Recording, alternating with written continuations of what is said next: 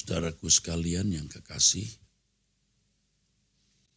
suatu hari nanti ketika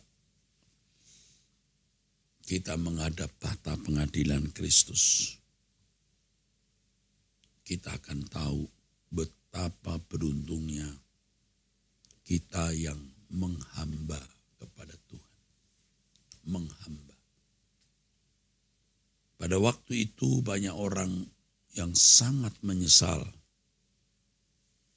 mengalami penyesalan yang tak terbayangkan sekarang, tak terbayangkan. Mereka menyesal mengapa selama hidup di dunia mereka tidak menghamba kepada Tuhan.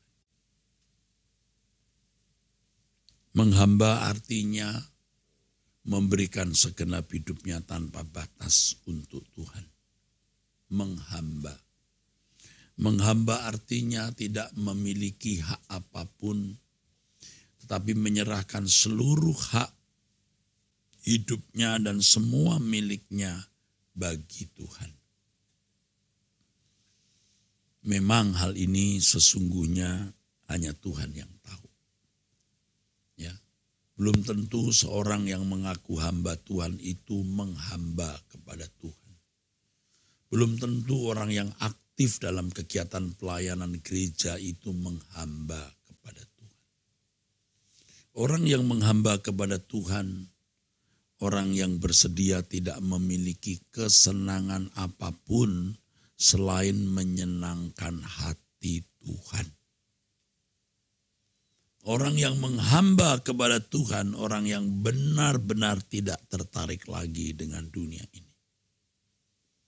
Ia tidak tertarik dengan gemerlapnya dunia. Saudaraku, tentu orang-orang seperti ini tidak akan terikat oleh materi, tidak mungkin menjadi materialistis. Orang yang menghamba kepada Tuhan tidak berhitung berapa persen harus dipersembahkan kepada Tuhan. Sebab orang yang menghamba kepada Tuhan menyadari bahwa dirinya bukan miliknya sendiri, tetapi segenap hidupnya milik Tuhan. Dan hidup ini hanya untuk menghamba kepada Tuhan. Saudaraku sekalian, jumlah orang seperti ini bukan sedikit, saudara. Sangat sedikit. Sangat sedikit, hampir tidak ada.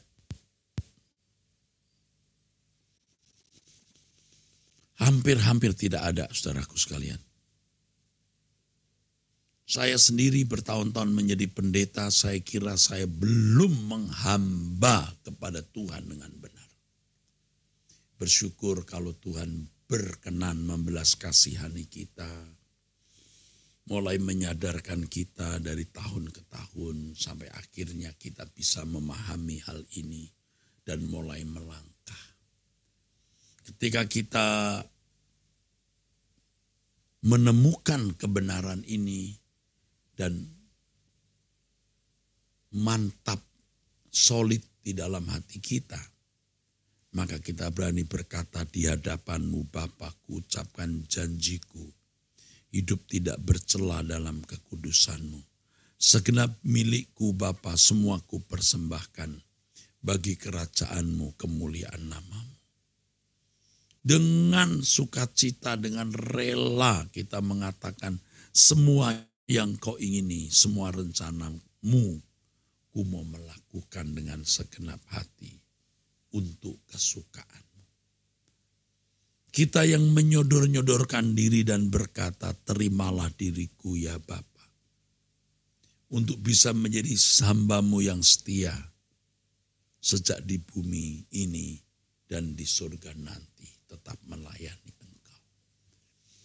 Percayalah Tuhan, percayalah saudara, tidak ada saudaraku orang yang lebih beruntung dari orang yang menghamba kepada Tuhan.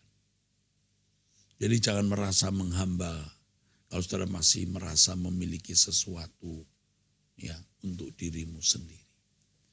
Jangan merasa atau mengaku telah menjadi hamba Tuhan kalau saudara masih tertarik dengan dunia ini dan mengharapkan dunia bisa membahagiakan saudara.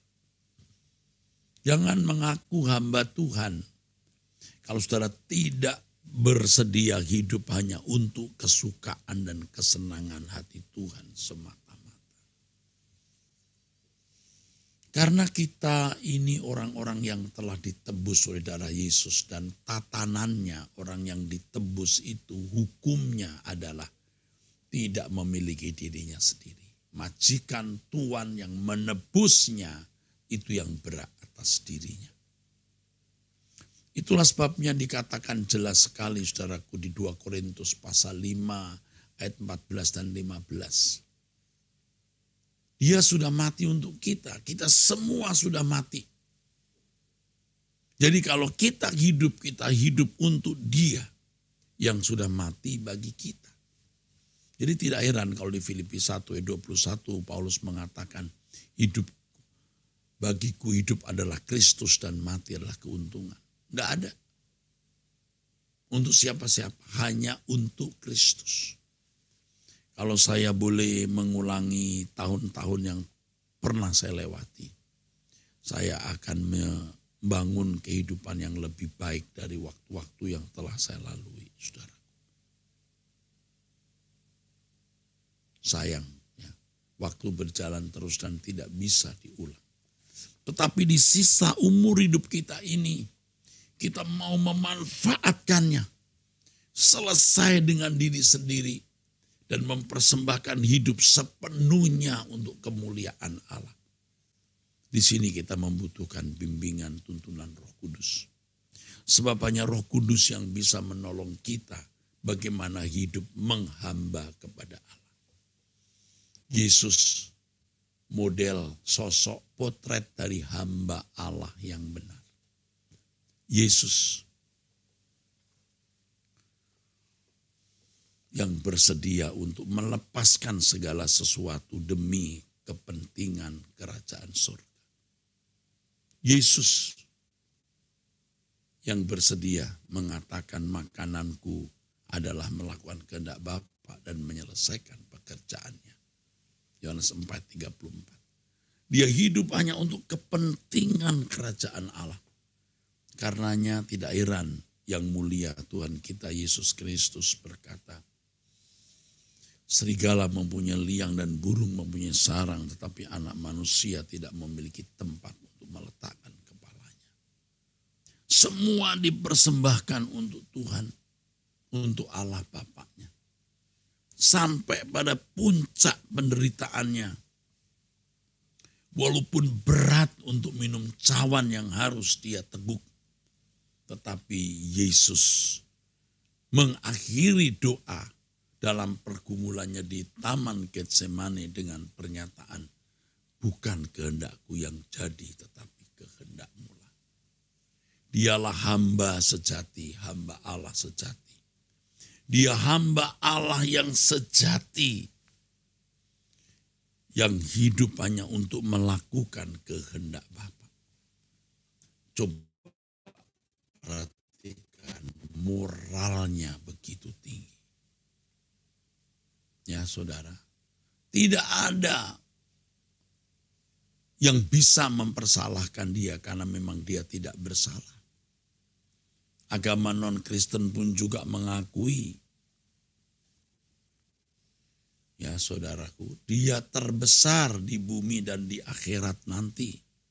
Dia tidak bercacat, dia tidak bercela. Moralnya agung. Maka patut kita berkata, kita bisa berkata dia teladanku. Tapi kalau moralnya rusak, kita tidak bisa meneladani. Saudaraku, kita mau menghamba kepada Tuhan Yesus.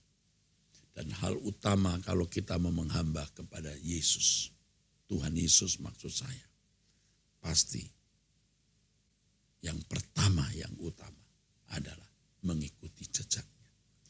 Kalau kita berkata kepada Tuhan Yesus, Tuhan aku mau menghamba kepadamu, pasti Tuhan akan mengutarakan ini. Ikutlah aku, jejakku. Kamu tidak bisa menghamba kepadaku, kamu tidak bisa menghamba kepada Bapa di surga kalau kamu belum mengikuti jejakku. Harus serupa dengan Yesus dulu. Saudara, jangan sampai ketika kita meninggal dunia, kita melihat kekekalan, kita menyesal mengapa kita tidak menghamba kepada Tuhan. Mari kita menghamba. Kita mulai dengan hidup serupa dengan Dia. Kita gumuli persoalan ini. Dan Bapak pasti menolong kita bagaimana kita serupa dengan Dia. Saudara, puji nama Tuhan. Inilah yang saya sampaikan kepada saudara. Saya berharap firman Tuhan ini memberkati dan mengubah saudara-saudara sekalian. Mari kita berdoa. Bapa, kami serahkan Truth ID dalam tangan-Mu. Persekutuan doa pagi ini dan seluruh kegiatan pelayanan Truth ID kami serahkan dalam tangan-Mu.